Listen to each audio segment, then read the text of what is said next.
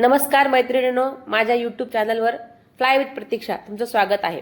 तर आज मी short tiffin नाही का, सकाळचा 6:30चा डबा मनालीचा असतो आमच्या।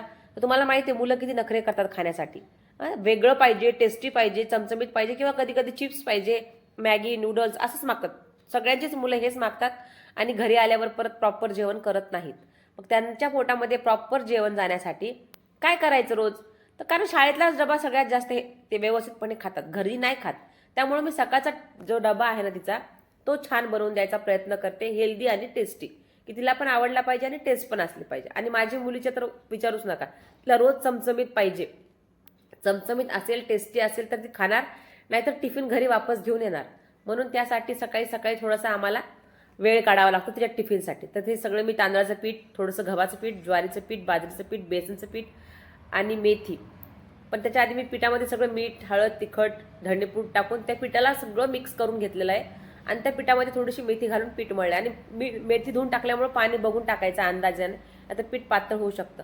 आणि त्यानंतर मस्त ताव्यावरच त्याला थालीपीठ कसं आपण थापून घेतो, ताव्याला तूप लावून मी त्याला थापून घेतलं मस्तपैकी बारीक, आणि कमी आचेवर, कमी गॅसवर त्याला खरपूस रंग येईपर्यंत छान भाजून घ्यायचं। आणि बघा, थोडंसं खुसखुशीत होण्यासाठी त्याच्यावरून भरपूर बटर लावा, तूप लावा किंवा बटर लावा। तुमची मुलं जर तूप खात नसतील तर बटर लावा, बटर खात असेल तूप लावा।